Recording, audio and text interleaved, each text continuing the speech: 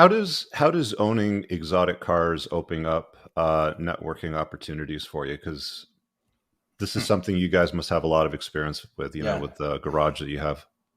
Well, massively. I mean, online, all the car guys, what you have to understand about the people who run the car channels, the car bloggers, the car influencers, etc., most of them don't have any cars. So when rumors circulate that I bought the Aston Martin Valhalla, when rumors circulate that I bought the Chiron Pure Sport, they're all hitting me up. Oh, people with millions and millions of subscribers. Hey man, can I test drive your car for my channel? Blah blah blah.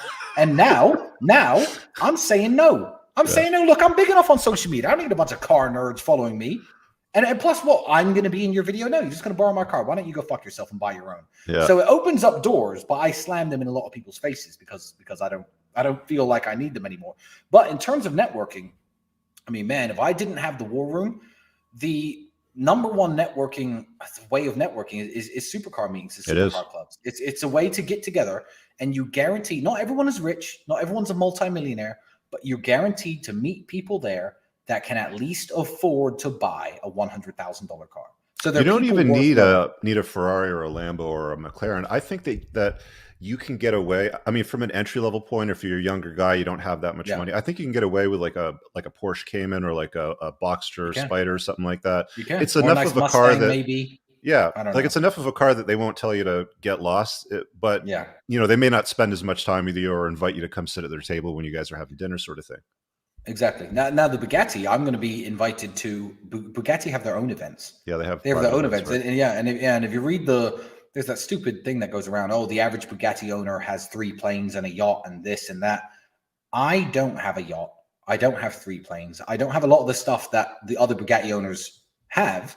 But I'm going to be sitting at the same table as them. Yeah. So if you think that's not a networking opportunity, and plus Bugattis have historically never, ever lost money.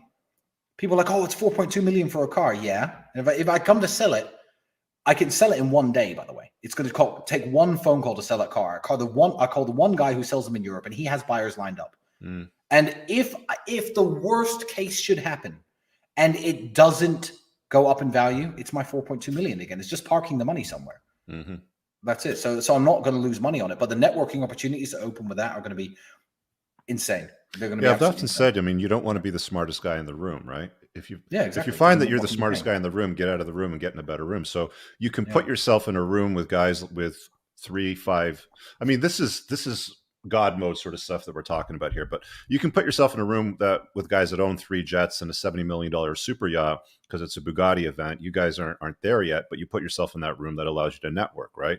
There's a pro tip there for you guys. I mean, just distill that down to whatever level that you're at. This is just the Bugatti level now. Precisely.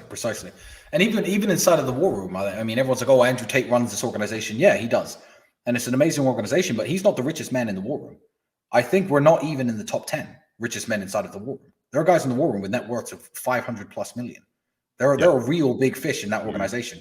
And it's not just Andrew, with people who are below him and his fans and stuff.